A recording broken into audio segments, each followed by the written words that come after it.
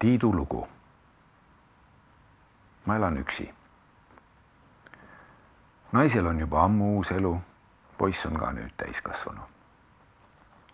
Aeg-ajalt me poisiga ikka näeme, aga tal on omad tegemised ja oma elu. Praegu on ta üldse ära välismaal. Ei taha talle pinda ka käia.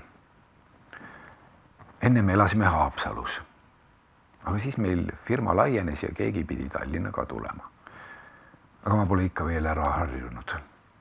Sõpru mul siin ei ole, uut elukaaslast ei ole ka leidnud. Vahel Tinderis proovin kellegagi juttu alustada. Vahetame paar lauset, sinna paika see asi jääbki. Ma pole ka eriline seltskonnalõvi. Vanasti ma tegin sporti, aga nüüd ei ole kahjuks enam aega.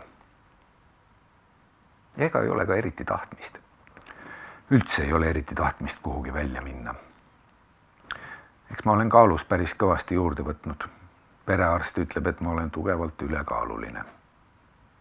Perearsti juurde ma läksin üldse krooniliste alaseljavaludega. Aga ta hakkas kohe pärima üldise meeleolu ja energiataseme ja unehäirete kohta. Uuris ka suitsiidimõtete kohta.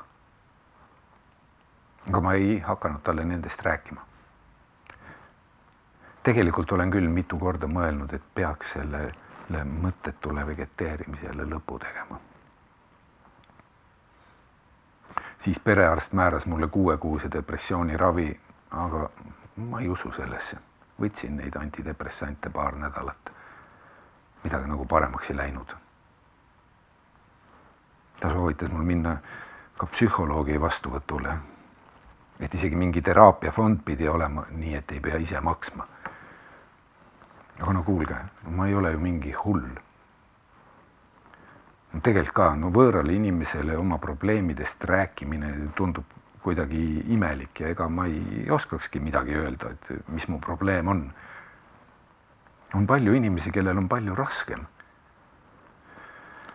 No ja mida see psühholoog oskab mulle öelda, mis nõu anda, et võta ennast kokku? Seda ma tean ise ka. Mõnikord ma mõtlen, et ma olen oma elus hoopis valedele asjadele keskendunud.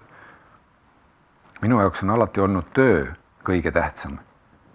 See, et ma saaksin hästi hakkama. Perearst küsis mu käes, et mis mind õnnelikuks teeb. Ma ei tea. Ma ei ole kunagi selle peale mõelnud. Nüüd helistab mulle aeg-ajalt perearst, ma mõtlen. No enamasti ma ikka vastan ta kõnedele, muidu arvab veel, et olen surnud.